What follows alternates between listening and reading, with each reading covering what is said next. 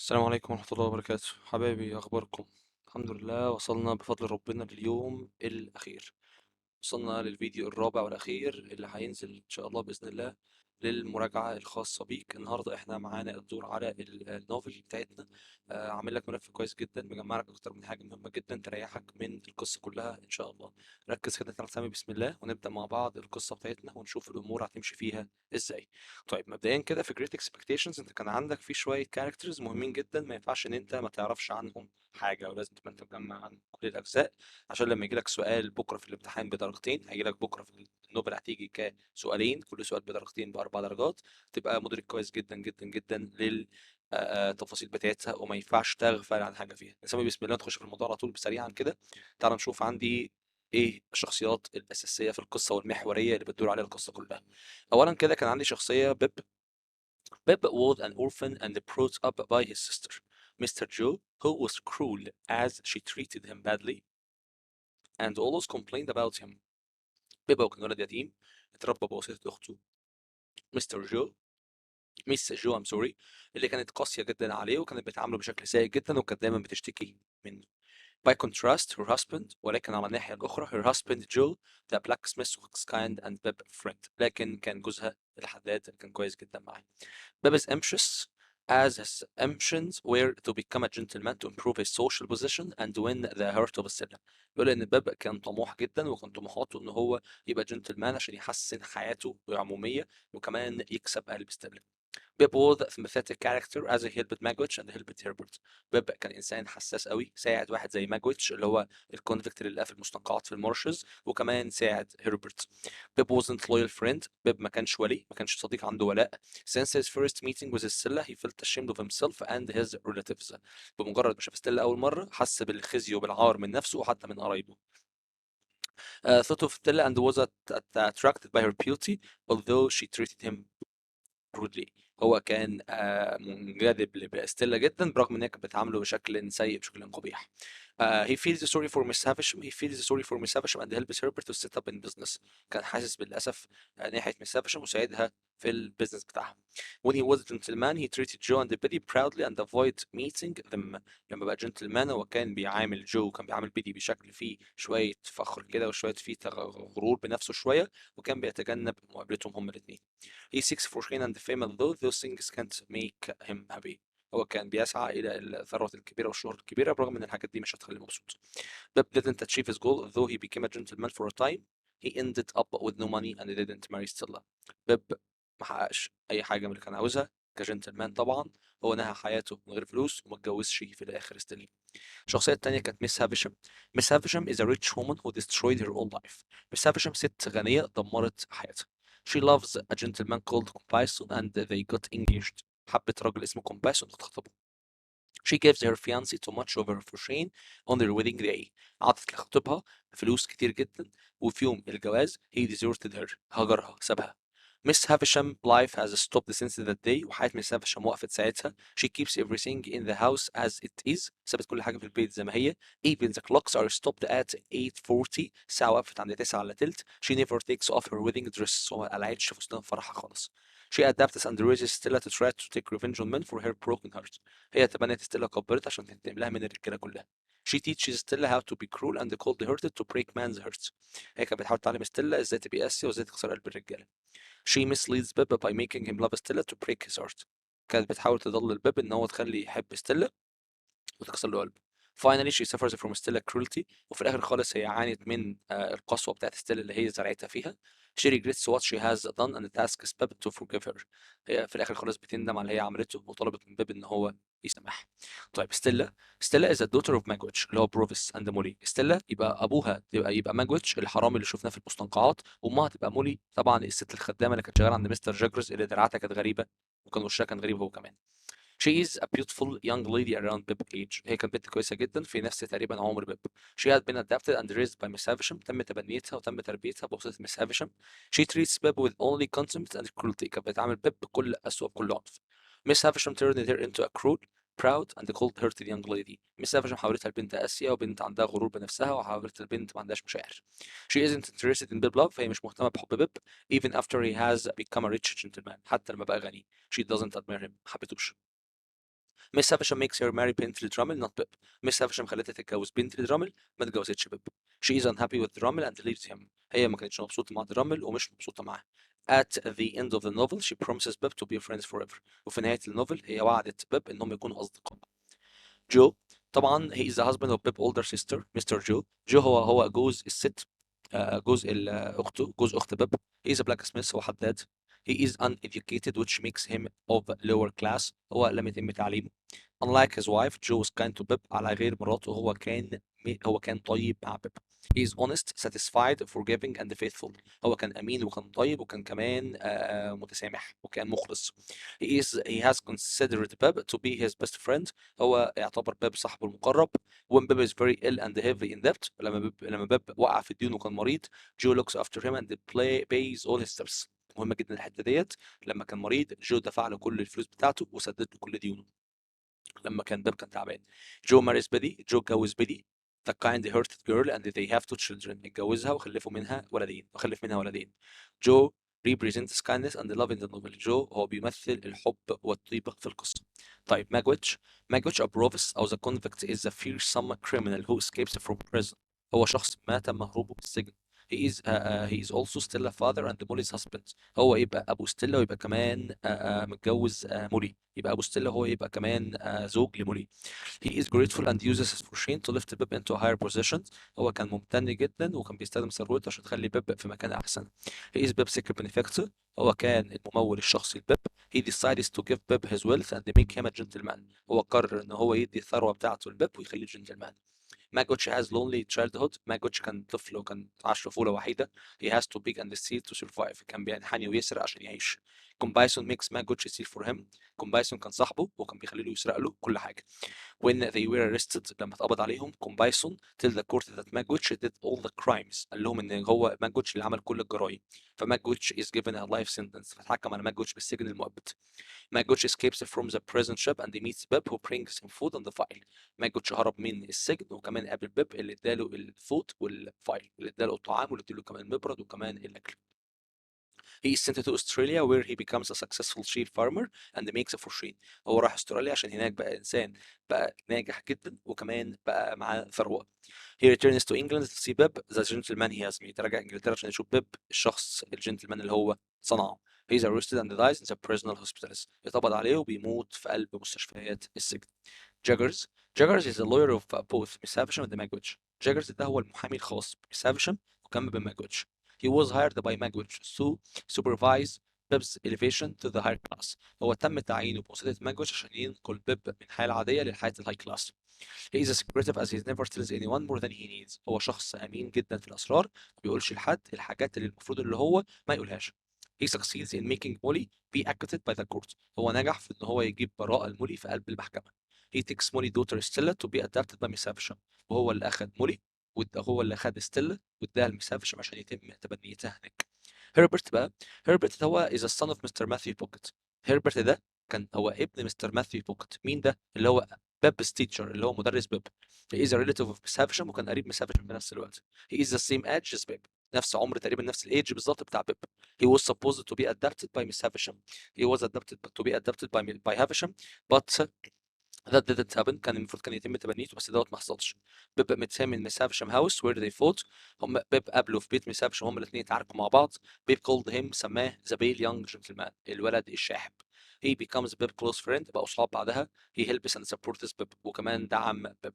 بيب and Miss Havisham helped him get a job in Egypt with Mr. Clarker. بيب وميس هافشام ساعدوه ان هم يحصلوا على وظيفة في مصر مع مستر كلاركر. Herbert represents the good examples of true friendship in the novel. هربرت بيقدم الصداقة الكويسة أو الصاحب الكويس في القصة بتاعتنا. طيب كومبايسون مين ده؟ كومبايسون دوت هو عبارة عن criminal and former partner of ماجويتش، هو عبارة عن مجرم وهو الشريك بتاع ماجويتش. he is Miss Havisham ex fiancé، هو الإكس بتاع ميس هافشام خطيبها القديم. he is this honest gentleman who makes Miss Havisham loves him and then takes too much of her fortune. he lives her on their wedding day. هو كان شخص مش أمين، هو خلى ميس هافشام تحبه وقعت في حبه ومشى وسابها يوم الفرح. he destroyed the lives of both Miss Havisham and ماجويتش. كومبايسون دمر حياة كل من Miss Havisham وكمان Magwitch. He makes Magwitch steal for him. خلى Magwitch يسرق عشانه. When they are arrested لما اتقبض عليهم he says that it's Magwitch who has committed all the crimes. قال ده انا ما عملتش حاجه، ده Magwitch هو اللي عمل كل حاجه. When Magwitch returns to England to see Pip ولما Magwitch راجع عشان يشوف بيب which he watches him and tells the police شافه وبلغ البوليس. Compassion represents the evil symbols in the novel. Compassion بيقدم دور الشر في القصة. طيب أورليك اللي وراها على طول. أورليك بقى بيقول لي وقتها he was a Joe workman. He attacks Mr. Joe and left her disabled. هو كان شغال عند مستر جو، كان شغال عند جو عيلة جو، هو اللي ضربه، هو اللي هاجم أخت باب مسز جو and left her disabled وسابها معاقة. When he worked for Miss Havisham, Pip didn't like it and Mr. Jaggers fired him. لما كان شغال لميس هافشم بيب ما حبهوش ومستر جاجرز طرده. He tried to take revenge on Pip the old house but Herbert rescued him. هو كان بيحاول ان هو ينتقم من بيب، بس هيربرت انقذه في مره. He broke into Mr. Pumblechook house. هو دخل بيت بامبلشوك but he was arrested and was sent to prison. شاف واتقبض عليه وقتها بعد ما كان داخل بيت بامبلشوك. أورليك represents one of the evil characters in the novel. وأورليك واحد من ضمن أدوار الشر اللي موجودة في القصة. مسز جوي. مسز جو بيب's older sister and Joe's wife. هي مرات مستر جو، هي أخت بيب الكبيرة. She is cruel كانت قاسية. She always complains about بيب، بتشتكي دايما من بيب. She doesn't want to look after him ومش عايزة تعتني بيه. طيب بيدي is a simple girl is a simple social class as بيب. هي البنت اللي كانت بتعلم بيب. She is helpful كانت معاونة. simple and kind hearted طيبة وكمان كانت قلبها أبيض. She helped بيب with his education ساعدته في تعليمه. She moves into his home to take care of Mrs. Joe after she becomes disabled. بيقول لي وقتها هي انتقلت من بيتها وقعدت عند مستر جو، قعدت عند مس جو عشان خاطر تعتني بيها لما بقت معاقة. بيدي refuses Beb's offer to help her with money. بيدي بترفض عرض بيب لما تساعدها بسبب يساعدها بفلوس، قالت له لا مش عايزة فلوس. Finally she marries Joe and they have 2 children. في الآخر خالص اتجوزت مستر جو كمان خلفت منه ولدين. بيدي represents the opposite of Stella. She is a kind and plain. هي بتقدم عكس شخصية ستيلا، شخصية كانت طيبة جدا. طيب ماثيو دوت هو مين؟ هو ميس هافشم كازن، هو ابن خالة ميس هافشم. father of Herbert Pocket. هو يبقى ابو هيربرت. he is an intelligent and kind man. راجل ذكي وراجل طيب. he is the only one who truly cared for Miss Havisham and warned her about Compassion. هو الشخص الوحيد اللي كان بيعتني بميس هافشم وقال لها خلي بالك من خطيبك اللي هو Compassion. ايه هو الدرس الاخلاقي في الروايه؟ الروايه دي كلها سالت نفسك انت خدتها ليه؟ سالت نفسك قبل كده ايه الفكره منها؟ بيقول لك في الامتحان بكره the moral of great expectations اتعلمت ايه من القصه؟ ممكن تتكلم على اكتر واحده اي واحده من الاربعه دولت. affection loyalty love kindness and friendship are more important than social class and wealth. إن الولاء وإن الحب والطيبة والعطف أهم كتير جدا من الفلوس والثروة. Money and social position doesn't bring happiness. الفلوس والثروة ما بتجيبش سعادة. Accept yourself and try to be better without being too proud. اقبل نفسك وحاول إن أنت تبقى أحسن من غير ما تبقى إنسان مختال وفخور. Good people will be rewarded and bad people will be punished. دي حلوة قوي ومشهورة قوي. الناس الكويسة هتتكافئ والناس الوحشة هتتعاقب. دي مميزة جدا جدا جدا جدا جدا. طيب ادينا كده خلصنا شخصيات القصه. دلوقتي حالا بقى هنبدا نتكلم مع بعض على كل فصل على حده. هنلخص كل فصل على حده. هفكرك بالاجزاء الهامه اللي كانت موجوده في كل فصل من شابتر 1 لحد شابتر 12، فركز كويس جدا معايا في اللي جاي. طيب بص بقى يا سيدي. شابتر 1 تعالى كده نعمل كده summary of the chapter. اولا كده بيقول لك the story begins on Christmas Eve night with a young child named Pip. Flip Prep, whose name became Pip. Since it was difficult to pronounce, his parents and the 5 sisters and the brothers died while he was quite young, leaving him an orphan. القصة بتبدأ بتاعتنا بشخصية اسمها بيب، شخص كان لسه صغير بقى أصبح اسمه بيب، وكان اسمه صعب إن هو يتقال، كان فيليب بريب بقى بنقوله بيب. وهو كان his parents and the 5 sisters and the brothers died while he was quite young. هو كمان كان عيلته أغلبهم 5 ماتوا لما كان صغير. He was forced to live with Joe Gregory, his sister husband, who was a village blacksmith. اتجبر ان هو يعيش مع اخته ميسيس جو اللي هي مرات الحداد. Although Mrs. Joe, his sister mistreated him, her husband was only his friend. اخته كانت بتسيء معاملته لكن جوزها كان كويس معاه. Pip was sobbing on evening as he stood by his family graveyard in the marshes. He turned to leave when all of a sudden he noticed a man wearing leg irons. The man inquired about his name and address and threatened him. كان متأثر في يوم من الأيام بيب وكان قاعد مع كان قاعد في القبر بتاع مامته وباباه، كان معاهم. فجأة واحدة بيظهر راجل كان في قيود معاه، وبيبدأ يتكلم معاه وبيسأله على عنوانه، وكان بيهدده saying he wouldn't let him live until he brought him a file and food. وقال له مش هسيبك تعيش غير لما تجيب لي الفايل، تجيب لي مبرد، وتجيب لي كمان أكل. In the morning after knowing that he was living in Mr. Joe house, the village blacksmith، لما عرف ان هو عايش مع الحداد. بيب ran as quickly as he could until he got home. بيب رجع بسرعة جدا على قد ما كان يقدر. Where he was met in the kitchen by his complaining sister. هناك قابل أخته الشكاية دايما.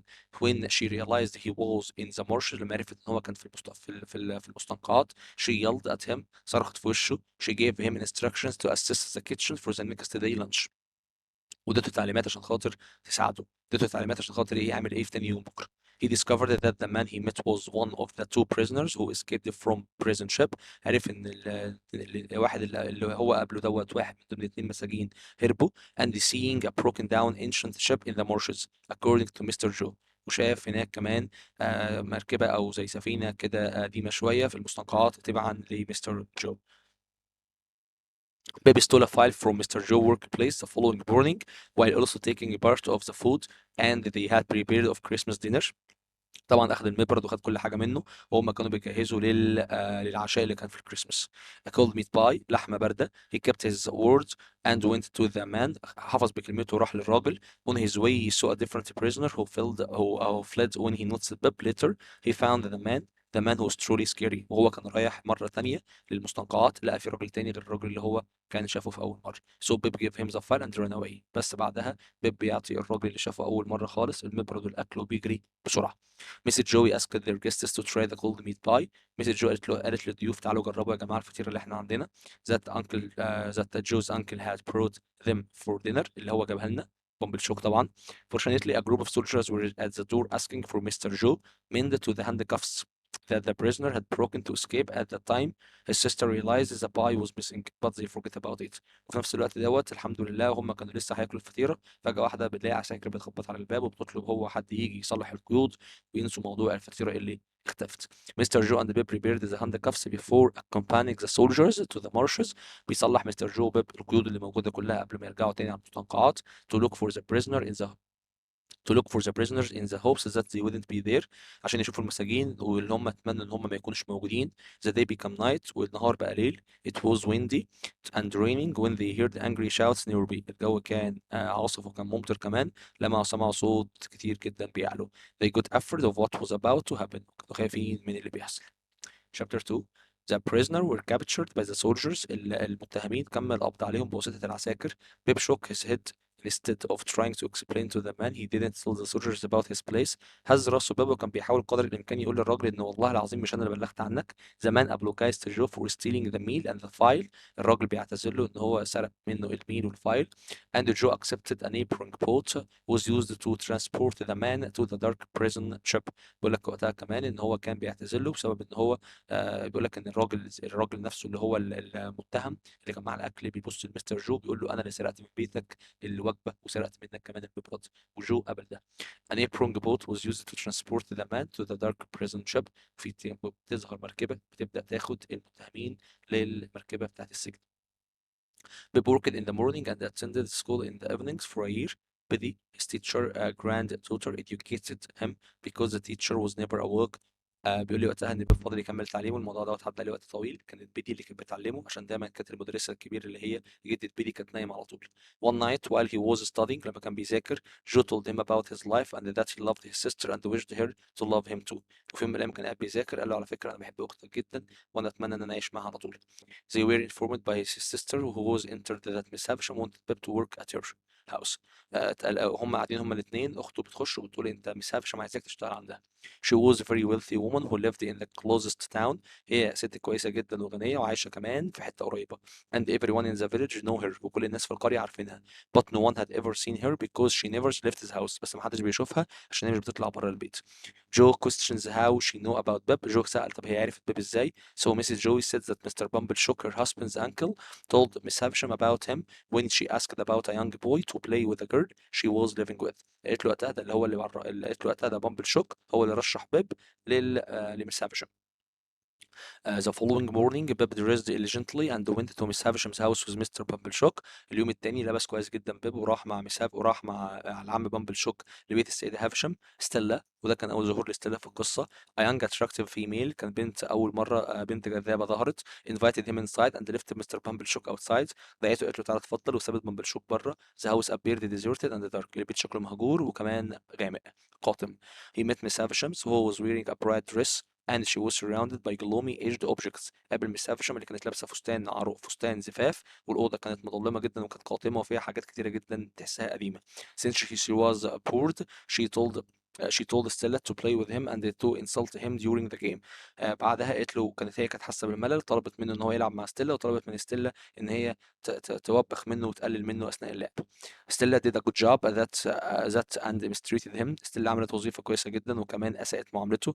He left his house in great sadness and made a commitment to Miss Havisham to return in 6 days. عملته بشكل مش كويس، وستيلا سمعت الكلام وهو قرر ان هو يمشي. قالت له ماشي مفيش مشكله، امشي وتعالى ارجع في خلال 6 ايام. He told no one about what happened except for Joe. ما قالش لاي حد على اللي حصل غير لجو. He decided to be educated well to become a gentleman not to be treated that bad again. هو قرر ان هو يكون متعلم عشان خاطر يبقى جنتلمان، وعشان خاطر ما يتعاملش بشكل وحش مره ثانيه. One night، وفي يوم من الايام he met Joe who was sitting in an inn. هو قابل جو اللي كان قاعد في قلب الحانه. A strange man that evening weather was terrible. هو كان غريب جدا وكان قاعد في حانه. Joe questioned the man about his knowledge of the ship prison located in the marshes. كان بيسأله بيقول له تعرف المركبة أو تعرف السفينة بتاعت السجن اللي كانت موجودة في قلب المستنقعات. The man said no، بيقول له لأ. And then he inquired whether anyone lately discovered escaped prisoners. سأله لو كنت تعرف أي متهمين هربوا. Therefore Pip was alarmed to see that the man was using a blacksmith file. في نفس الوقت هما بيتكلموا، بيب لاحظ إن هو كان في إيده مبرد وكان بيستخدم مبرد وهو بيتكلم معاه، وتقريبا كده ده مبرد الحداد. It was the same file that he had taken from Joe's workshop a year ago but Joe didn't notice. ده كان واضح إن هو كان نفس الفايل اللي أخده من جو من سنين كتير جدا فاتوا من الورشة بتاعته، بس واضح إن جو ما أخدش باله. Chapter 3. Chapter 3 بيقول لي بيب was terrified. بيب كان terrified and wanted to take Joe and flee when he understood that the man had met the prisoner he had previously assisted. Bib received the paper wrapped coin from the stranger. Joe went back to give the man the money when they realized that the paper was bound notes but he already left. بيقول ان بيب كان خايف جدا ليكون الموضوع بتاع السر اتعرف مره كمان، وكان مرعوب الصراحه الاسرار اللي كانت موجوده زمان ترجع تاني، والموضوع كان خلاص وعدى عليه وقت، فكان خايف جدا جدا جدا. بيقول لك ان وقتها ان بيب استقبل عباره عن ورقه جواها كوين ملفوفه من حد غريب، وجو قرر ان هو يرجع عشان يدي للراجل الفلوس اللي هو اداها له. وكان ملاحظ ان الورقه ديت كانت عباره على جنيه ورقه، ولكن هو لما راح but he had already left، كان ماشي خلاص. The only differences in Bib subsequent to visit to Miss Havisham home was so four of her relatives: Sarah, Georgiana, Camilla, and Raymond Bucket. لما راح لها تاني بيب لقى إن في 4 ضيوف كانوا موجودين عندها: سارة وجورجيانا وكاميلا وريموند بوكيت. Stella took him to Miss Havisham's room. Stella خدته وقتها لأوضة Miss Havisham's where he was repeatedly asked if Stella was attractive. وهناك اتسأل لو كانت ستيلا حلوة.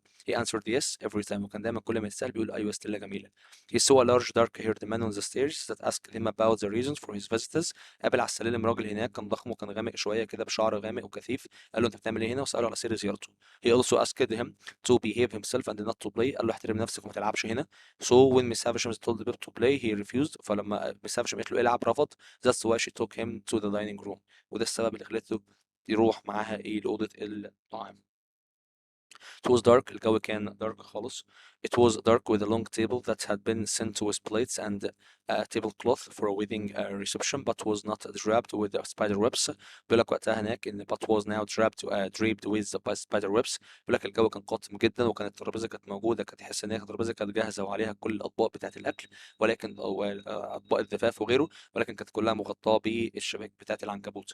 The place seemed to have been unchanged for a long time. She told him about the story of the room. كان الوقت ما كانش المكان ما كانش تحس ان هو كان مريح، وهي قالت له على سر الاوضه ديت وهي موجوده ليه. Her family members entered the room to wish her happy. قرايبها دخلوا وتمنوا لها السعاده. But she sent them away. بس هي قالت لهم اطلعوا امشوا. He played with Stella once more. لعب مع ستيلا مره كمان. As he was leaving that house، لما كان ماشي he noticed another kid who appeared to be pale. شاف ولد شكله كان شاحب شويه. The boy argued Bib to fight him. الولد فضل يتجادل معاه عشان خاطر يتعارك هما الاتنين مع بعض. And Bib won the fight. وبيب كسب العراك، كسب النزال. The boy was never seen again. والولد اختفى وما ظهرش تاني. His visits continued with no change. زيارته فضلت مستمرة من غير تغيير. One day Miss Havisham asked him what he would be in the future. عايز تبقى ايه في المستقبل؟ He answered he was going to be Joe Apprentice and learn to be blacksmith. أنا عايز أبقى متدرب عند جو أكون حداد. Miss Havisham asked him to bring Mr. Joe and following visit before departing. قالت له روح هات لي مستر جو. واليوم اللي هو كان موجود قبل المغادرة Miss Havisham gave Mr. Joe a large bag of money. أعطيته شنطة فلوس كبيرة جدا. He and Mr. Pumpelshook thought that she wanted to give Bib her fortune. Miss Havisham told Bib not to come again and that Joe was his boss then. اديته فلوس وقالت له ما تجيش تاني ودلوقتي اللي بيديرك هو مستر جو. After a period of time بعد ما فات وقت he discovered that he didn't want to be blacksmith and thought of Stella. بعد فات وقت هو حس نفسه ان هو مش عايز يكون حداد وفضل يفكر في ستيلا. Biddy helped him to continue his education to change his future and achieving his dreams. Biddy ساعدته وقتها ان هو يكمل تعليمه، ان هو كمان يغير من مستقبله ويحقق احلامه. After nearly a year, Pip wanted to visit Miss Havisham. بعد تقريبا سنة بيب كان عاوز يزور Miss Havisham. So he asked an afternoon holiday by Orlick. فطلب اجازه بعد الظهر، ولكن اورليك جوز وركمان اللي كان شغال مع جو was angry when he knew about that and argued with Mrs. Joe. He thought that were something strange about Orlick but he couldn't prove it. لما عرف ان كان جو كان عاوز بيب كان عايز ياخد اجازه، اورليك وقف له فيها وراح اشتكى لميسز جو وقال لها هو اشمعنى هو ياخد اجازه. فكان بيب وقتها حاسس ان اورليك دوت مش كويس، بس هو ما كانش عارف هو ايه اللي مش كويس فيه بالظبط لسه. Chapter 4. Pip didn't see Stella when he visited Miss Havisham because she left for her education. بيب لما راح تاني مرة لميس هافشام ما شافش ستيلا عشان هي راحت عشان تكمل تعليمها. So Mr. Sarah Pocket was the one who opened the door for him. فاللي فتحت له الباب كانت Mr. Sarah Pocket. Miss Havisham asked about the reason for his visit and told him to visit her at once a year on his birthday. Miss Havisham وقتها هي طلبته السبب اللي هو زيارتك كنت جيت تعمل ايه ويمشي وتعالى تزورني كل سنة مرة. He promised her to do so and left. وقال لها انا هعمل كده ماشي، وقرر ان هو يغادر ويمشي. On his way home وكان في طريقه للبيت he met Mr. Wipsel. قابل مستر ويبسل one of the guests from the Christmas dinner. واحد من ضمن الناس اللي كانوا معزومين على العشاء بتاع Christmas. A few years ago they met Ulrich who informed them that several prisoners had escaped from the prison ship and was acting suspiciously. وقتها هناك هم قابلوا أورليك وقتها قال لهم يا جماعة ده في ناس هربوا من السفينة اللي كان عليها المساجين وكان بيتصرف بغرابة. When they got home ولما رجعوا البيت they saw a group of people assembling in the kitchen because Mrs. Joe had been severely hurt after being hit on the head. بيقول لك وقتها لما كانوا راجعين البيت لقوا في تجمع غريب جدا في المطبخ هناك. عرفوا وقتها هناك ان مس جو تم الهجوم عليها وتم الضرب على دماغها. nothing was taken، مفيش حاجة اتاخدت. but they found بس لقوا they find the prisoner leg irons on the floor. لقوا ان في قيود حديدية موجودة على الأرض. he remembered the convict he helped 2 years before. افتكر المجرم اللي ساعده من سنتين. but he was sure that someone else committed the crime. بس هو كان متأكد برضه ان اللي عمل الحاجة دي حد تاني غير المجرم اللي ساعده من سنتين. he suspected about Orlick. هو كان شاكك في Orlick as he had been so angry with his sister but couldn't prove that. عشان هو كان دايما غضبان من أخته بس هو مش عارف يثبت ده. As a result of the attack وتبعا للهجوم Mrs. Joe lost her ability to speak and walk. Mrs. Joe ما بقتش تعرف ولا تتكلم ولا تعرف تمشي but she could draw. بس بتعرف ترسم. One day she drew a hammer. رسمت شاكوش. Biddy and Bib knew at once that the hammer means the blacksmith hammer which meant Orlick. عرفنا وقتها ان الشاكوش دوت هو كان بيشير إلى أورليك. Biddy arrived to assist Mrs. Joe because she was unable to speak or move. Biddy جت عشان تساعد Mrs. Joe عشان هي ولا كانت بتعرف ولا تتحرك ولا حتى ولا تتكلم ولا تتحرك. And over time she became one of her householders. وبعدها كانت واحدة من ضمن الناس اللي موجودة خلاص، من ضمن الناس اللي موجودة في البيت. Years went by and he continued to see Miss Havisham's once a year. السنين عدت وبدأت تشوف Miss Havisham مرة كل سنة. When she would give him a coin, Bib once confessed to Biddy that he wanted to change his career. هو كان بيقول لها أنا عايز أغير حياتي كلها in order to have a brighter future because he was constantly thinking about Stella. أنا عايز أغير حياتي كلها وأنا دايما كنت بفكر في ستيلا. Pip couldn't love Biddy as much as Stella even though she was far better person. ما كانش عارف يحبها عشان هو ما كانش عارف يحب بيدي، وكان بيحب ستيلا عشان شايف إن ستيلا هو شخص أفضل شوية. One evening while Pip and Joe were at the inn. لما كان في يوم من الأيام كان بيب وكان جو كانوا قاعدين في الحانة. They noticed a stranger looking at them. Then he realized that he was the man whom he met on Miss Havisham's stairs. لاحظ إن في راجل قاعد قدامهم، ولاحظ إن الراجل دوت هو الشخص اللي كان موجود عند بيت مس هافشم على السلالم. He was Mr. Jaggers. كان مستر جاجرز and asked to talk to them privately, so they went to Joe's workshop. قال لهم أنا عايز أتكلم معاكم لوحدكم، فخدوه على الورشة واتكلموا مع بعض. He told them that he was working with someone who refused to mention their name. قال لهم أنا بشتغل تبع حد مش هقول لكم اسمه.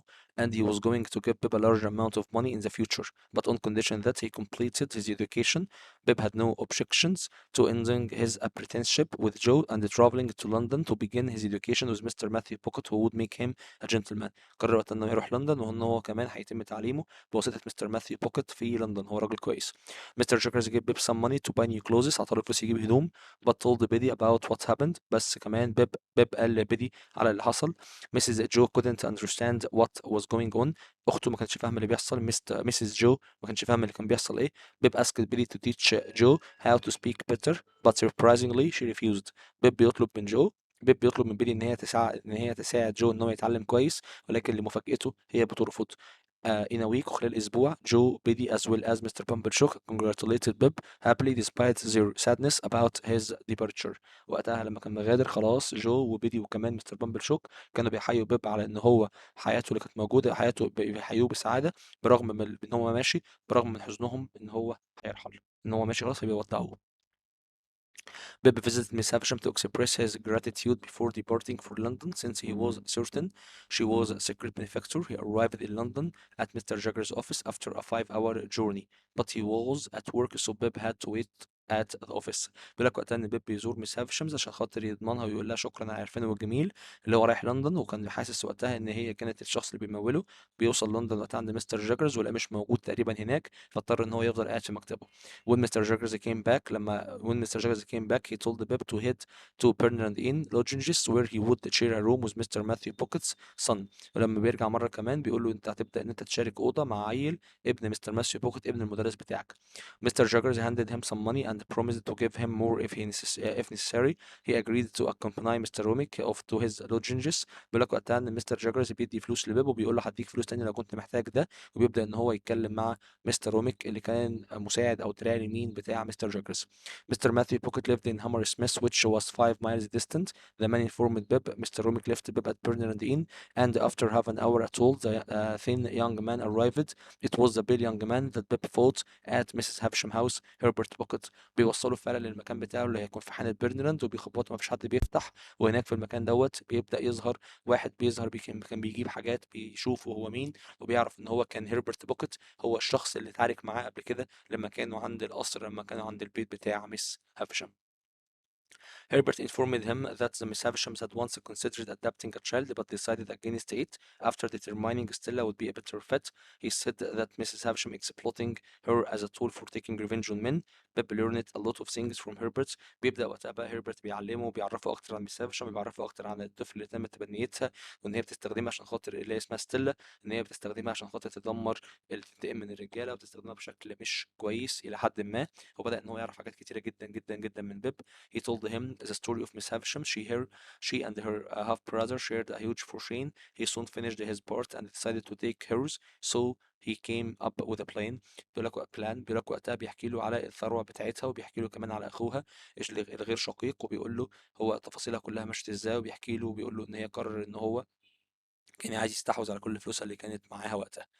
على طول بيقول لي she got engaged and gave her fiancé the majority of her wealth. She asked Matthew Pocket, her cousin, not to visit her house again after he warned her to put too much trust in her fiancé. بيقول لك وقتها كمان ان هما الاثنين كانوا موجودين مع بعض، وبيرفض اللي هما بيرفض بعد ما اتخطبت مس هافشام للفيانسي دوت، وكان اغلب الثروه كانت موجوده معاه. مستر ماثيو بوكيت حذرها وقال لها خلي بالك الراجل ده مش كويس.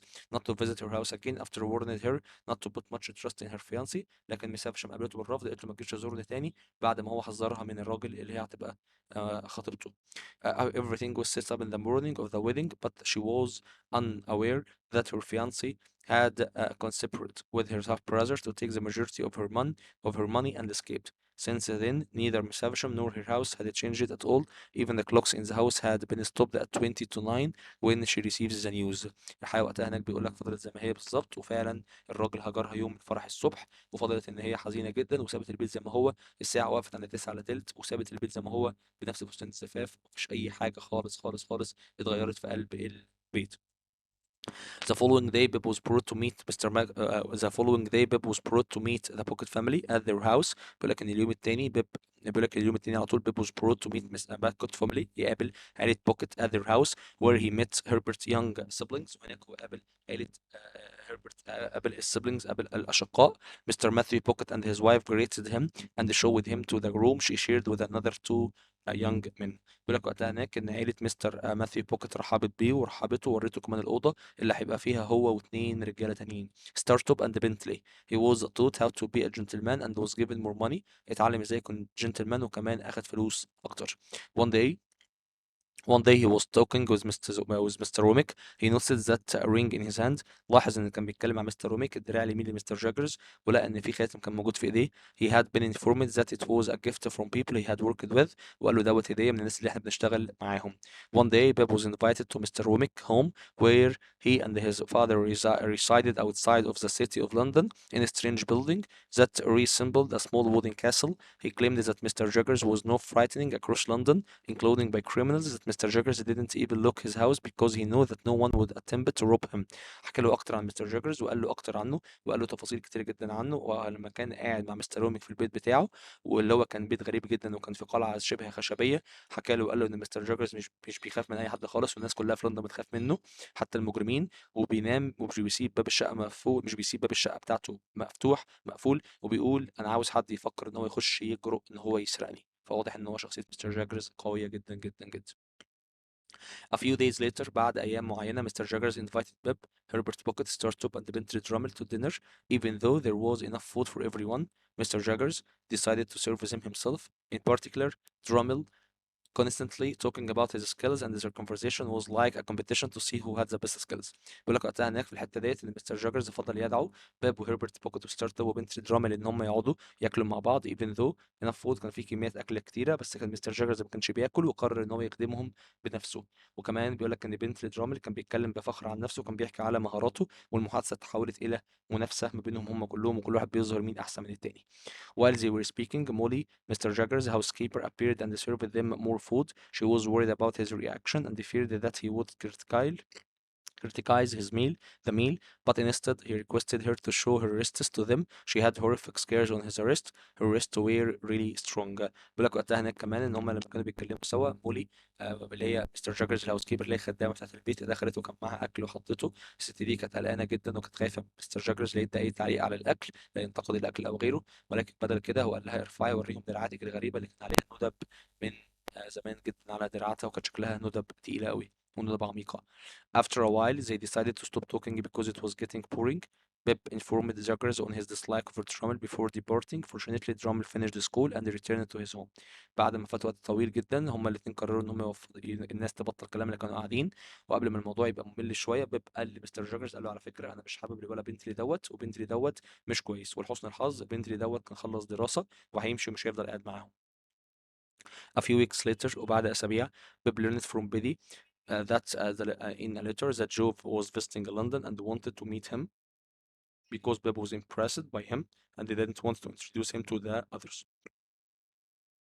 They met at Bernard Inn where they were staying. بيقول لك ان بعد ما فات اسابيع، بيب عرف من بيدي من الخطاب اللي كان مبعوت ان جو هيزور لندن في فتره قريبه وعايز يشوفه. ولكن بيب كان محرج شويه الصراحه، ما كانش عايز ان هو يقابله، ولا كان عايز يقدمه للناس اللي كان موجوده. وهم اتقابلوا في بيرنراند ان، في رحله بيرنراند، لما كانوا قاعدين في المكان اللي هو كان قاعد فيه. He went with Herbert to see Joe, who seemed too uneasy as soon as they were left alone. Joe informed Bib that Miss Havisham wanted to see him and Stella had come home before he departed. Bib felt bad for being so rude to Joe. After a short while he had passed, Pip rushed outside in an attempt to call him back, but it was already too late. He could not see him anywhere.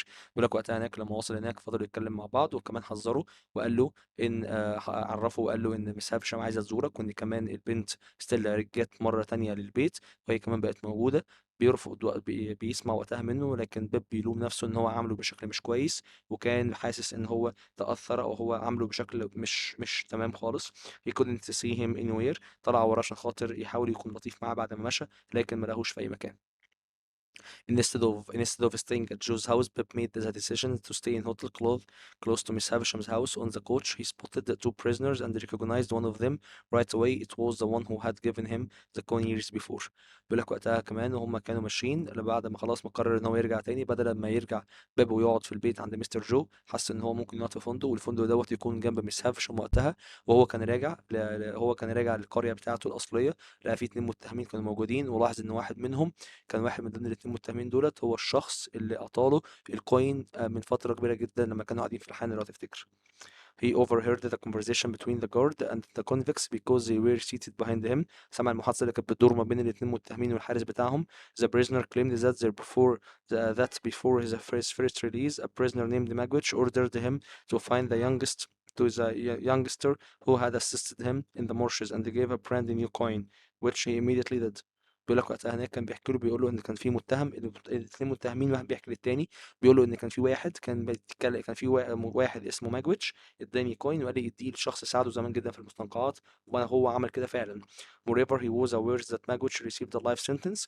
هو كان على درايه وكان على وعي ان ماجويتش جاله سجن مؤبد مدى الحياه for his escape بسبب الهروب بتاعه. as Bib thought back on his recollections he grew terrified. الموضوع قلق بيب ورعبه شويه ان الماضي كله عمال يرجع له مره كمان. he quickly walked to the hotel after getting off the coach. نزل بسرعه جدا من الحانه، من العربيه اللي كان راكبها، وجرى بسرعه جدا على الفندق اللي كان هيقعد فيه. nevertheless he was exhausted since that night he had trouble sleeping. هو كان تعبان جدا ونام نوم مش كويس. chapter 7. when Beb got to Miss Havisham's house. لما بيب رجع لبيت Miss Havisham he was surprised that Orlick had been the gatekeeper over her.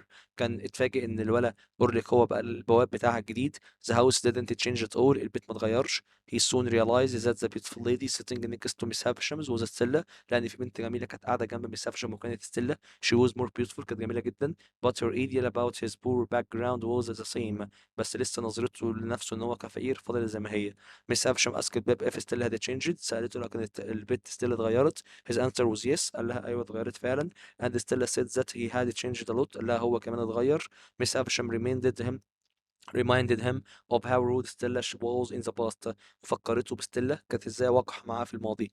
While Pip and Stella were walking together, she asked him about his new life and they said that having friends in the village become wrong for gentlemen like him. لما كانوا ماشيين مع بعض هما الاثنين سألته عن حياته الجديدة، وقالت له انك تملك اصدقاء زي الناس القديمة اللي لسه كانت معاك، اعتقد ديت حاجة مش كويسة ليك كجنتلمان. So he decided not to meet Joe again. فقرر ان هو يهجر جو ما يقابلهوش تاني. despite of Stella bad behavior. على الرغم من سلوك ستيلا اللي ما كانش كويس. which he couldn't remember. Pip couldn't stop thinking about her beauty. ما كانش عارف يبطل يفكر في جمالها. ميس هافشام encouraged Pip strongly to love Stella. كانت بتشجعه دايما ميس هافشام ان هو يحب ستيلا. while having the dinner Pip told Mr. Jaggers that Miss Havisham wouldn't be safe with Orlick and he promised to dismiss him. لما كانوا موجودين هناك بيب قال لمستر جاجرز ان خلي بالك ان اورليك ده مش كويس وهي مش امينه معاه، وقرر ان هو يرفضه، وقرر ان هو يخليه يستقيل من الوظيفه اللي موجوده مستر جاجرز. بيب was delighted that Stella planned to visit London. بيب كان مبسوط جدا ان ستيلا هتزور لندن. they agreed to meet off the coach وان هم يتقابلوا مع بعض في العربة اللي هتستقلهم او هتاخدهم الى لندن. بيب was sure of his love to Stella and Miss Havisham wanted them to get married. بيب كان متأكد من حبه لستيلا، وكانت ميس هافشام كانت عاوزاه ان هم يتجوزوا. In the morning while Bib was walking in the village he didn't speak to any of his old friends and ignored to visit Joe but he sent him a present. تاني يوم الصبح بيب لما كان ماشي في قلب القرية هو رفض ان هو ما يتكلمش مع اي حد من صحابه الناس القديمة، ورفضهم كلهم، لكن ادالهم هدية. After coming back to London. ولما رجع لندن مرة كمان بيب told Herbert about his love to Stella. قال له أنا بحب ستيلا. but he advised him to forget her. بس نصح إن هو يبعد عنها. when Stella arrived in London. ولما ستيلا وصلت لندن she informed Bib to accompany her. قالت له تعالى وخليك موجود. she gave him a purse. اديته زي بوك كده and asked him to pay for everything. وقالت له ادفع كل حاجة موجودة هنا. while waiting for the carriage in the inn she told him that she would be staying with a wealthy lady who would be paid to introduce her to suitable people in London. قالت له انا جاي لندن هنا عشان هقعد مع ست هتبقى غنيه وهتدفع لي هتقدمني لناس معروفه وناس مرموقه في لندن. Pip told her about his teacher, Mr. Matthew Pocket, and Stella told him that he was one of Miss Havisham's relatives who were jellies of Pip. وقتها هناك ان بيب بيقدم. بيب وقتها قال لها مدرسي يبقى مين؟ مستر ماثيو بوكيت. وستيلا قالت له خلي بالك ان هو واحد من ضمن قرايب ميس هافشمز وهو بيغير منك. But she opposite them, she and unlike them, Mr. Matthew was good one. لكن برغم كل دوت مستر ماثيو بوكيت كان كويس معاه. On their way to Richmond, their destinations, he talked about Mr. Jaggers and how well he knew him better than her. كانوا هما في طريقهم لريتشموند، المنطقة اللي اعتقد فيها ستيلا. فضلوا يتكلموا مع بعض وكانت بتفكروا دايما بمستر جاجرز، وكانت بتقول له الطريقة اللي هو بيعرف بيها الناس وإن هي عارفاه إن هو عارفها أكتر منها. Stella said to him that Miss Havisham wanted to keep that Miss Havisham wanted her to keep on contact with her and told her about the details of the stay. كان وقتها كمان ميس هافشم كانت عاوزاه ان هو يفضل على تواصل. ميس هافشم طلبت من ستيلا ان هم يفضلوا على تواصل مع بعض وتقول لها دايما على كل حاجه وعلى كمان مكان اقامتها. This was the first time that Stella had called him Bib. وده كان اول مره في النقاش دوت ان ستيلا تقول له يا بيب، تناديه باسمه. So he was delighted at the thought about the possibility of getting married. فحس ان هو مبسوط وفكر في احتماليه الجواز من بعض ان هم يتجوزوا. Married to Stella despite the truth that she would never make him happy. برغم من الحقيقه اللي هو عارفها ان هي عمرها ابدا ما هتخليه مبسوط ولا مرتاح. Chapter 8. Bib had confusing feelings about Stella. He wished that he hadn't met her or Miss Havisham. بيب عنده شعور مضطرب ناحية ستيلا، يتمنى ان هو ما كانش ولا يقابلها ولا كان يقابل ميس هافشام اصلا. He spent more time and money with Stella. قضى وقت كتير جدا قضى وقت وفلوس كتير مع ستيلا. During one of Bib's visits to Miss Havisham's house, she and Stella had a terrible argument. وفي يوم من الايام لما رجعوا عشان خاطر يزوروا ميس هافشام كان في جدال بينهم هما الاثنين. ميس هافشام complained that she was proud. اشتكت ان هي بنت قاسية جدا وبنت قليلة الادب. hard girl with a cold heart. قلبها جامد. and Stella claimed that she was what she made her. وقتها ستيلا قالت لها انت اللي عملتيني كده فما تشتكيش. بيب became jealous because Stella had many admirers in London. بيب أصبح غيور شوية عشان ستيلا بقى ليها معجبين كتير جدا في لندن. especially بنت درامل، خاصة بنت درامل. درامل was arrogant and always boasted about himself. الولد درامل كان عيل متغطرس وكان دايما بيتفاخر بنفسه. بيب told Stella his opinion about him. بيب قال لستيلا على رأيه فيه. She said that she wanted to trick all of her admirers except him. قالت له أنا عايز أخدع كل الناس من ضمن معجبيني إلا هو. when Bib know about his father or when Bib know about his sister this. ولما بيب عرف على موت أخته his hatred to Orlick doubled and wanted to take revenge. كرهه لأورليك زاد وكان عاوز ينتقم. During the funeral أثناء الجنازة he sat with Biddy and Joe trying to express his sorry for not visiting them.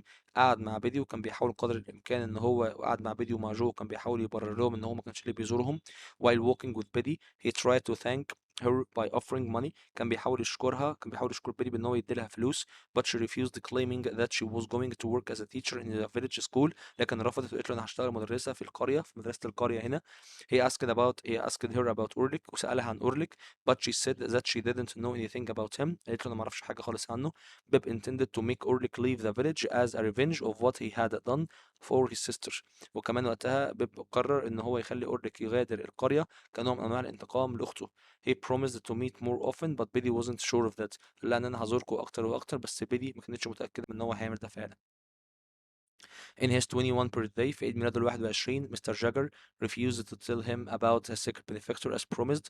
رفض ان هو يقول له مين الممول بتاعه زي ما كان في وعد ما بينهم، زي ان هو ما يقولش فعلا مين هو الممول بتاعه. He just gave him 500 pounds as a gift from his secret benefactor. اداله 500 جنيه كهدية من الممول الشخصي بتاعه. With this present he decided to help Herbert with his debts. في خلال بالفلوس ديت هو قرر ان هو يساعد هربرت في ان هو يتخلص من ديونه. Mr. Wemmick suggested helping a merchant called Mr. Clarker with his business in order to help Herbert to find a well-paid job. Herbert used to travel abroad for Mr. Clarker work. بيقول لك وقتها كمان ان مستر روميك قرر ان هو يساعد الراجل دوت او يساعد تاجر بالفلوس ديت called Mr. Clarker في الشغل بتاعه. in order to help Herbert to find a well-paid job عشان خاطر يخلي هربرت يحصل على وظيفة كويسة وهربرت يحتاج على السفر خارج البلاد شغل مستر كلاركر.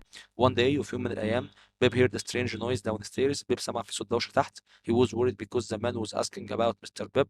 He was a man about 60 with dark gray hair and a heavy rough coat. He was clearly delighted to see Bib. في راجل غريب كان تحت على السلم كان بيسأل على بيب. نزل وشاف هو مين. راجل عنده 60 سنة. راجل لابس جاكيت قاطب وغامق شوية. وكمان كان واضح ان هو كان مبسوط جدا ان هو شاف بيب. بيب قال له اتفضل. And after a minute he realized that he was the man he had seen at the graveyard. عرف ان هو الراجل اللي قابله في المقابر. He was Magwitch. كان Magwitch the convict from the marshes all those years ago. كان اسمه Magwitch. هو كان المتهم او هو كان هو اللي كان المتهم اللي كان موجود في المستنقعات من سنين كتير عدت. Magwitch told Bib that he had been sent to Australia for a life sentence and made his fortune there. Magwitch قال له وقتها هناك كمان ان بيب Magwitch قال له يا بيب انا تم انتقالي لاستراليا. رحت استراليا واتحكم عليا بالمؤبد مدى الحياة هناك وحققت هناك كمان ثروة. بيب told him that his friend had kept his promise and they gave him the coin. بيب قال له صاحبك اللي انت كنت بعته لي اداني الكوين ونفذ وعده. ماجويتش got Bib's address from Mr. Jaggers. وماجويتش حصل على عنوان بيب من مستر جاجرز. بيب got astonished when Magwitch told him that he had decided he would make him rich if he became rich just because of the food and the file he gave him years ago. وبيب بيتفاجئ جدا بسبب ان ماجويتش قال له انا كنت هخليك غني لو انت بقيت في يوم من الايام. لو انا بقيت غني هخليك انت كمان غني بسبب زمان خالص لما اديتني المبرد واديتني كمان اديتني الاكل واديتني كمان المبرد من سنين كتيره فاتت.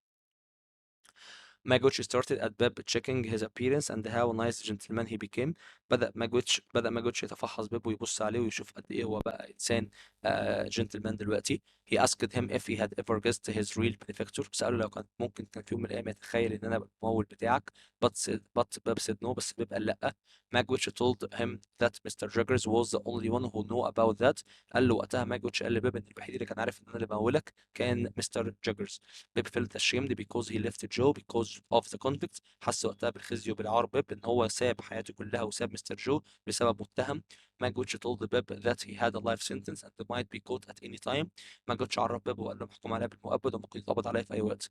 When Magwitch went to bed, Bib heard someone downstairs. Bib went to check but the man ran away. بيقول لك وقتها كمان لما ماجوتش راح على السرير بيب سمع في صوت حد كان تحت السلالم. بيب راح بسرعه عشان يشوف في ايه ولكن الراجل طلع جرى بسرعه. The watchman told Bib that this man was accompanying Magwitch but Magwitch denied. وقتها كان الراجل اللي موجود المراقب الموجود زي البواب اللي كان موجود في المنطقه قال لبيب قال له ان مفيش حد كان موجود خالص غير ماجويتش وماجويتش كان معاه واحد تاني. ولكن لما سال ماجويتش قال له انا ما شفتش حد ومحدش كان معايا. Magwitch gave Bib a large amount of money promising for more to be the best gentleman in London. Magwitch ادى بيب كميات كتيرة جدا من الفلوس ووعده ان هو هيبقى احسن راجل او احسن جنتلمان موجود في لندن. He told him to call him Provis instead of Magwitch because it was his name in Australia. قرر وقتها ان هو ما يقولوش ماجويتش تاني ان هو يقول لي بروفيس بسبب ان ده كان اسمه في استراليا.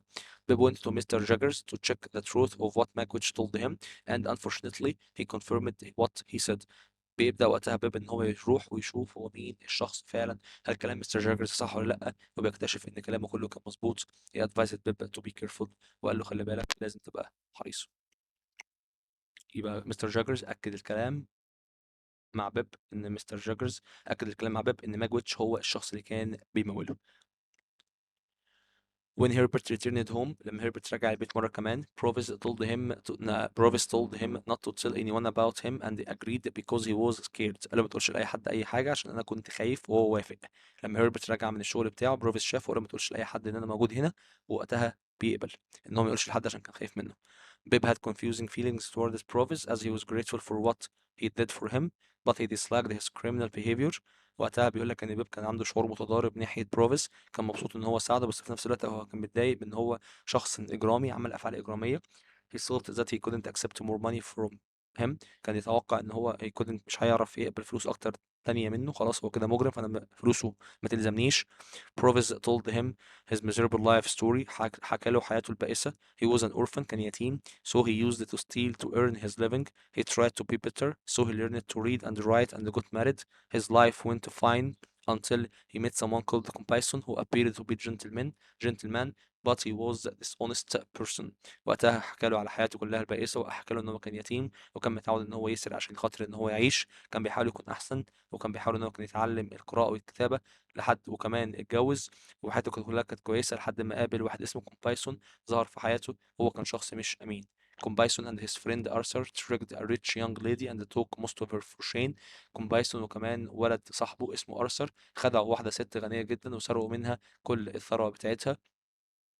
He worked with Compeyson because Arthur repented because of his sickness. Provis and Compeyson were sent to a ship prison. كان بيشتغل معاه عشان خاطر أرثر كان تعبان أغلب الوقت. هما الاتنين اتحكم عليهم وهما الاتنين اتسجنوا. Both of them escaped. هما الاتنين هربوا. But soldiers caught them while fighting with each other. ولكن العساكر قبضت عليهم لما كانوا بيتعاركوا هما الاتنين مع بعض. Pip felt sorry for Provis and asked if Compeyson was still alive and Provis didn't know. بيب حس وقتها بالأسف على حياة بروفيس وسأله لو كان كومبايسون كان لسه كان عايش and بروفيس didn't know وبروفيس ما كانش عارف but he confirmed that if he was alive بس هو قال له لو كان لسه عايش he would want to kill him هو هيعوز ان هو يقتله. Herbert showed Pip a note saying that Arthur was Miss Havisham's brother and Compeyson was her fiancé. Herbert وقتها بيوري له نقطة أو بيوري له زي ملحوظة بيقول له فيها بيب إن أرثر هو كان ميس هافشام براذر وإن هو كومبايسون كان خطيبها. Pip and Herbert decided to help Provis to leave the country as soon as possible. وبيعرض وقتها وبيقرر وقتها إن بيب يساعد هيربرت بوكيت. بيب وهيربرت بيقرروا هما الاتنين إن هما يساعدوا بروفيس بإن هو يسيب الدولة في أسرع وقت ممكن عشان الراجل اللي محكوم عليه بالإعدام. Pip went to visit Miss Havisham after knowing that Stella returned to live with her. He left Provis with Herbert in London. There he met Drummel and someone looked like Ulrich. بيقول لك وقتها إن بيب رجع لميس هافشام بعد ما عرف الحقيقة كلها وستيلا رجعت عشان تعيش معاها مرة كمان. هو ساب بروفيس وساب هيربرت في لندن عشان خاطر يعرف الحقيقة. There he met Drummel and someone liked Ulrich. وقتها هو قابل درامل وقابل حد كان شبه أورليك. Miss Havisham was surprised to see him. ميس هافشام كانت متفاجئة إن هو شافه and told her that he know his real secret benefactor. وكمان قالت له أنا عارفة كمان قال لها أنا عارف مين الشخص اللي كان بيمولني كويس قوي. He blamed her for misleading him to think that she was his secret benefactor. وقتها كان بيلومها إن هو كان بيقول لها إن أنت ضحكتي عليا وإن أنت كنت مفكراني أنا كنت حاسس إن أنت اللي بتنوريني. He asked her to help Herbert with his financial problems because he wouldn't be able to help him anymore. هو وقتها قرر ان هو قال لها ساعدي هيربرت عشان هيربرت بيمر بمشاكل ماديه كتير قوي وهو مش محتاج هو محتاج لفلوس كتير. He told her that he and his father were very kind to him during his stay in London. قال لها ان هو كان كويس جدا معي هو وباباه اثناء ما كنت انا قاعد في لندن. Pip expressed his feelings to Stella and told her about his desire to marry her as Miss Havisham wanted. بيب وقتها بيقرر ان هو بيعرض مشاعره على ستيلا وكمان بيقول لها انا عايز اتجوزك كرغبة ميس هافشام. She replied coldly telling him that she and بنت درامل were going to marry. بترد عليه بكل برود قالت له لا انا هتجوز انا وكمان بنت درامل وهنبقى متجوزين. Sadly, he went to London where he met a boy with a note from Mr. Womick warning him not to return home. بيرجع لندن بكل حزن وأسى وبيقابل هناك ولد صغير كان باعت ملحوظة من مستر روميك بيسأله فيها ما ترجعش البيت دلوقتي. He went to ask him about the reason for this. وقتها بيروح عشان خاطر يسأل مستر روميك ايه سبب الموضوع ده. He told the Bib that someone in Newgate prison told him that Compassion was in London and had watched him with Profis. قال له وقتها هناك ان كان كومبايسون كان موجود في لندن وشافه مع بروفيس. واضح ان هو بيدور عليك. Herbert took Provis to a new lodging where Mr. Wimble lived. هربرت وقتها بيقرر انه ياخد بروفيس لمكان جديد مع مستر ويمبل بيعيش هناك as Provis was convinced to escape. ولما هو كان مرتاح وكان مقتنع وكان جاهز للهروب. بيب and Herbert got a boat by the house to escape at any time. قرروا وقتها انهم يجيبوا قارب بجنب بيت مستر ويمبل اللي هم قاعدين فيه عشان يستخدموها للهرب في اسرع وقت ممكن. بيب kept practicing rowing to be able to help Provis escape. وبيب كان بيحاول يتعلم التجديف عشان خاطر يساعد في هروب بروفيس. as a trail to forget about Stella marriage. خلاص ستيلا اكيد اتجوزت تقريبا. بيب went to the theater to see Mr. Wipsel play. بيب راح المسرح عشان خاطر يشوف مستر ويبسل ويشوف مسرحيته. بعد المسرحية ما خلصت he told Bib there was a man sitting behind him who looked like one of the convicts in the marshes. بعد ما المسرحية ما خلصت قال له خلي بالك يا بيب انا شفت حد كان قاعد جنبك والحد ده كان شبه واحد في المستنقعات اللي احنا شفناه زمان جدا انا وانت زمان.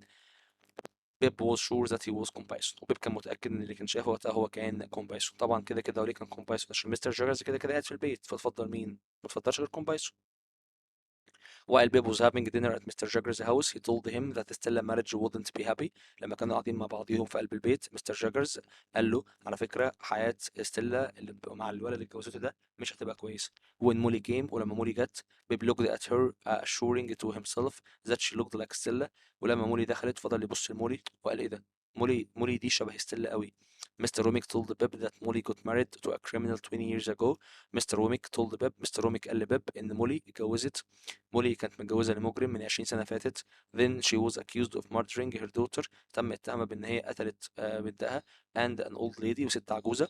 Thankfully ولكن الحمد لله Mr. Juggers helped her. Mr. Juggers ساعدها. He wondered if Stella was Molly's daughter or not. وهو سأل لو كانت ستيلا كانت تبقى بنت مولي ولا لأ. Bib went to Miss Havisham. بيب راح لميس هافشام. She told him that she sent money for Herbert and apologized to him for using Stella for breaking his heart. قالت له وقتها انا بعتذر لك ان انا استخدمتك بشكل مش كويس، وان انا كنت بحاول اكسر قلبك، وان انا بعت فلوس زي ما انت طلبت للولا هيربرت عشان خاطر يتساعد في الديون اللي كانت موجوده عليه. At last وفي النهايه she told him the story which made him feel pity for her. حكت له في الاخر قصه خلاها تحس بالشفقه، بعد ما حكت له القصه خلاها تحس ان هو بيشفق عليها من القصه اللي هي حكتها له ومن ظروفها كلها من اولها لاخرها. After Miss Havisham told Beb about Stella's story. بعد ما Miss Havisham حكت لبيب على قصة ستيلا كلها and why she chose to adopt a girl، ولا هي ليه قررت إن هي تتبنى بنت. He left her while he was standing in the garden.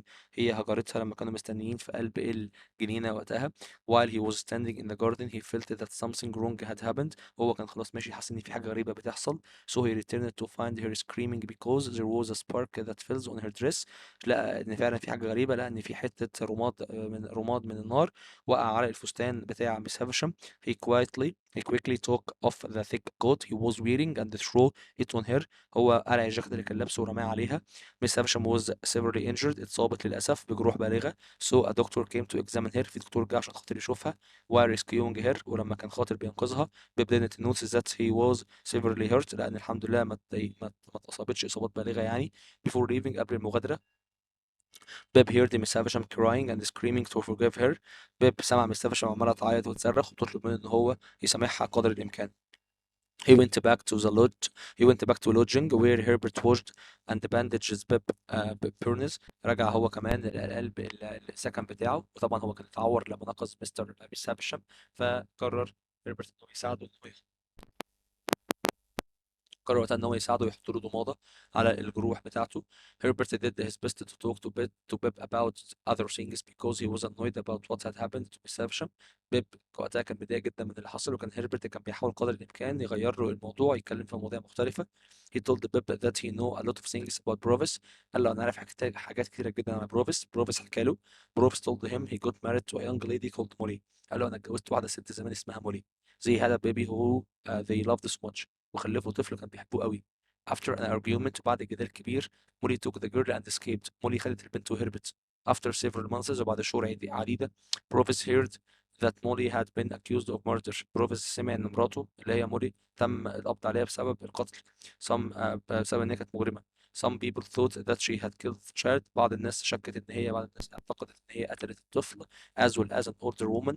Provis was very upset and didn't go to the court. بروفيس كان متضايق جدا. بروفيس كان محبط وقرر ان هو ما يروحش المحكمه. مستر جوجرز worked as مولي لوير. مستر جوجرز كان المحامي بتاع مولي and she was acquitted والحمد لله تم تبرئتها. بقت بريئة. but Provis didn't know what happened to مولي. بس بروفيس ما عرفش حصل ايه بالظبط لمولي or their daughter after that او حتى لبنتهم بعد كده. بيب shouted saying that Stella is Provis daughter. بيب وقتها اكتشف من الكلام بتاع هربرت ان يبقى كده ستيلا تبقى ابوها يبقى بروفيس اللي هو المجوتش اللي هو المجرم المتهم. مستر جاكرز told بيب not to tell anyone about the truth he had known. ومستر جاكرز قال له ما تقولش لاي حد اي حاجه من اللي انت عرفتها. After a while بعد ما فات وقت بيب received two letters. بيب جاله خطابين. One from Mr. Romick telling him it was the time to help Provis leave England. جاله خطاب من مستر روميك الدراع اليمين لمستر جاجرز بيتقالوا فيه جاء الوقت ان انت تساعد فيه بروفيس ان هو يهرب من انجلترا. The other was from an unknown person promising Pep that he would know more about Provis if he came to house in the marshes. وكان الخطاب التاني كان مبعوث من that would know more about Provis if he came to house. خطاب تاني كان مكتوب فيه هتعرف اكتر على بروفيس لو حبيت ان انت تيجي للبيت في المستنقعات. بيب decided to go to that house leaving a note for Herbert telling him what happened. بيب وقتها بيقرر يروح البيت ده ويسيب لهربرت ملحوظة على اللي حصل عشان يعرفوا مكانه هو هيحصل ايه بالظبط. بيب went to that house. بيب بيروح للبيت ده. then he was hit by something. بيتم ضربه بواسطة حاجة معينة. after that a strong man held him against the wall and tied him up. في راجل ضخم وقوي جدا بيضربه في قلب الحيط وبيربطه. it was Orly. كان أورليك. It was أورليك who deceived Pip to take revenge on him. كان أورليك هو اللي خدع بيب عشان خاطر ينتقم منه.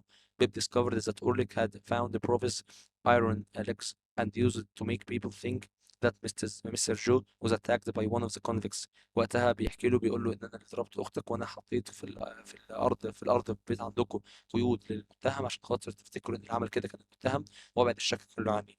وين اورليك هيت بيب ولما اورليك ضرب بيب هي فينتد اغمى عليه. هيربرت felt something wrong would happen to بيب. هيربرت حس ان في حاجه غريبه ممكن تحصل لبيب. so he told ستارتوب and came to rescue بيب. فقرر وقتها ان هو يبلغ ستارتوب وجم عشان خاطر ينقذوا بيب. اورليك ran away but there was no time to look for him. اورليك جرى بسرعه جدا وما كانش في وقت خالص انهم يدوروا عليه لما اورليك لقى ان في اتنين جايين ما عرفش يقاوم. بيب اند هيربرت had made a plan to help بروفيس escape. بيب وهيربرت قرروا ان هم يعملوا خطه عشان خاطر يساعدوا بروفيس بان هو يهرب. they took a boat and the Provis joined them when nobody was watching. خدوا مركبة وبروفيس دخل المركبة معاهم لما ما كانش في حد خالص بيشوفهم. they waited at an inn until the steamer to Hamburg appeared. فضلوا وقتها مستخبيين زي في حانة صغيرة لحد ما ظهر بأخيرا رايحة هامبورغ في ألمانيا. suddenly a boat full of police officers appeared shouting at Provis to go with them. فجأة واحدة بيظهر مركبة صغيرة عليها بوليس بيطلبوا من بروفيس إن هو يجي معاهم. كومبايسون was with the police officers calling out to Provis. كومبايسون كان مع البوليس وقتها وكان بينده على بروفيس وقتها. Provis jumped up and grabbed him to their boat. بروفيس وقتها بينط في قلب المركبة وبيشده من دراعاته لقلب المركبة. Then a large wave swept over them. بتيجي وقتها موجة وبتلخبط الدنيا كلها.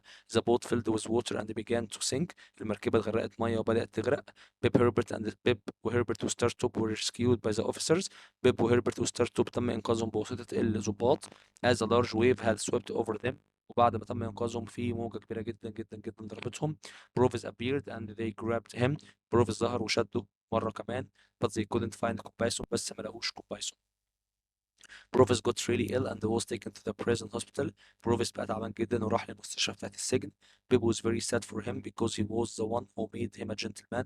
بيب كان متضايق جدا عشان هو الراجل اللي خلاه غني. After a while وبعد وقت Bib debts were growing and Mr. Clarker offered him to work with Herbert in Egypt. المشاكل الديون بتاعت بيب بدأت تزيد ومستر كلاركر عرض عليه ان هو يشتغل مع هيربرت في مصر.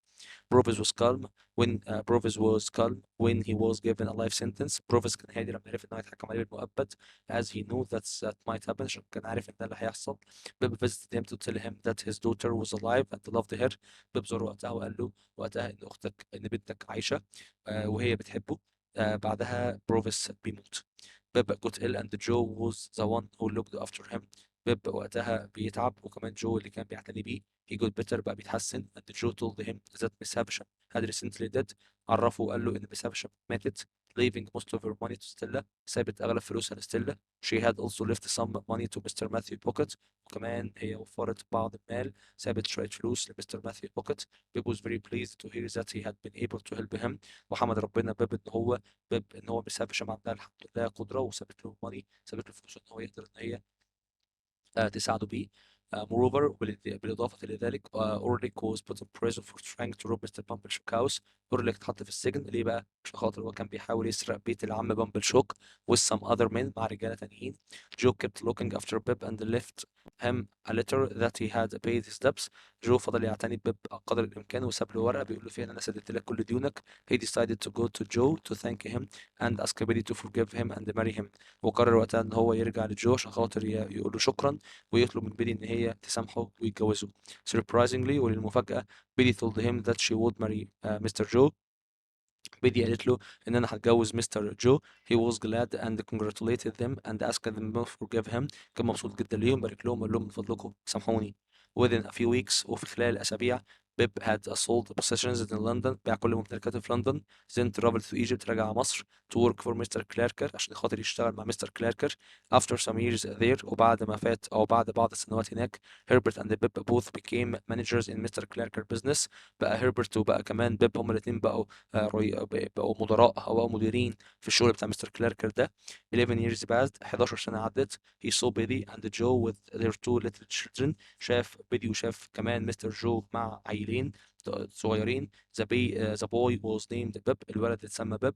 he went to the palace of Miss Havisham which turned into an untidy place. راح وقتها هناك كمان مع القصر بتاع مس هافشم المكان اللي ما كانش مرتب خالص. he thought he thought about Stella and her unhappy life. فضل هناك لما وصل فضل يفكر في ستيلا وحياته اللي ما كانتش كويسة وحياتها اللي مش كويسة مع درامل who had been cruel to her before he did in an accident years ago اللي ما كانش كويس معاها لحد ما درامل مات في حادثة. بيب saw Stella there. She wasn't beautiful but old. بيب شاف ستيلا هناك ما كانتش حلوة ولكن ما كانتش حلوة بس بقت عجوزة خلاص. However she fascinated them. برغم من كده بصراحة هي كانت برضو بتسحره. She told him about his cruel life. حكيت له على حياتها القاسية جدا. She had and how she got hurt وإن هي إزاي اتأذت. She begged him to forgive her and to continue. توسلت لي إن هو يسامحها. To continue as friends وإن هم يكملوا كأصحاب. Even if they were apart حتى لو كانوا مش مع بعض دايما. He agreed assuring to himself that they would never be apart. إن هم عمرهم ما ينفصلوا مرة كمان. وبكده القصة بينتهي كده. 12 فصل لخصنا منهم أكتر الأجزاء المهمة تقريبا اللي ظهرت في كل فصل على حدة. ده الفصل بأجزائه المهمة ده مش كله. طيب ده بقى بعد كده ده السؤال اللي هيجيلك في امتحانك. كل فصل من دولت عليه كمية أسئلة كتيرة. أنا مترجم لك سؤال بإجابة، مترجم لك السؤال بإجابة. فأنت عندك السؤال بالإجابة زي ما أنت شايف من الكتاب نيو فريند بتاعنا اللي اشتغلنا منه على مدار السنة. عندك السؤال، عندك الإجابة بتاعته، وهكذا من أسئلة الستودنت بوك وغيره. محتاج إن أنت تقرا كويس جدا جدا جدا جدا جدا كل حاجة. أتوقع لو في حاجة مهمة لازم تطبعها من الفايل دوت فممكن تكون الأسئلة ديت علشان خاطر أنت تبص عليها بصة تشوف السؤال وتشوف الإجابة. والحاجات اللي موجودة ديت مش قرآن. الحاجات اللي موجودة ديت أنت مش هتاخدها تحطها زي ما هي. أنت هتحاول قدر الإمكان تشوف السؤال بالإجابة وتستنتج انت اجابه لنفسك. وخلي بالك بص هي دايما الاجابه مش بالطول. بص كده هنا سؤال كبير زي دوت الاجابه فيه قصيره بص ازاي. فهو الاجابه دايما مش بتتقاس بالشبر بالشبرين. هو هنا مثلا بيقول لك if you were Stella would you warn Bib of Miss Havisham plain why. لو كنت مكان ستيلا هل كنت هتحذر بيب من خطه الانسة هافشام؟ yes one should avoid evil. ايوه عشان لازم الواحد يتجنب الشر مثلا يتجنب الشر. ده كان مثلا رد. فانت ممكن ترد باي رد انت عاوزه. فخلي بالك كويس جدا من الاجزاء ديت. والاسئله اللي موجوده ديت ما هي الا اسئله بتفكركم كلكم جميعا بالسؤال كان عامل ازاي. يبقى انت كده هتعمل ايه حضرتك؟ هتقرا الفصل تخلصه. انا قريته وخلصته معاك الملخص بتاعه من فوق من الحته اللي قريناها فوق ديت. بعدها تنزل على كل فصل على حده تبدا ان انت تشوف الاسئله بتاعته الموجوده. يبقى انا هخلص كل فصل لوحده. الملف كله هتلاقيه موجود تحت في الفيديو دوت. ركز كويس جدا في القصه. انا حاولت قدر الامكان اكون هادي واكون بطيء قدر الامكان في الاحداث بتاعتها عشان تفضل دايما موجوده في دماغك. عايزك تعتبر نفسك انك كنت بتسمع فيلم على راديو اذاعي في محطه اذاعيه وتسمع الاحداث واحده واحده وترتبها في دماغك عشان باذن الله بكره تلاقي الامور بتاعتك شكلها كويس وتلاقي الموضوع بتاعك باذن الله يكون احسن باذن الله باذن الله باذن الله. خلصنا القصه على خير. في فيديو اخير جاي بعد دلوقتي هيكون فيه حل امتحان شامل على المنهج كله من جريده الجمهوريه. ربنا معاكم يا رب وباذن الله باذن الله بكره تطلعوا على خير وتطلعوا ان شاء الله باذن الله يعني راضيين وقانعين وعندكم طاقة أكتر. الإنجليزي يكون ساعدكم وهو يكون بإذن الله المحطة اللي تساعد إن أنتوا تكملوا اللجنتين اللي باقيين بباشن أو بشغف أحسن للي جاي بإذن الله. ربنا معاكم يا رب بإذن الله. اللي جاي كلكم أفضل وبإذن الله الامتحان يجي بشكل كويس وما يزعلكوش في أي شيء. نتقابل الفيديو الجاي في حل امتحان شامل على المنهج كله. مع السلامة.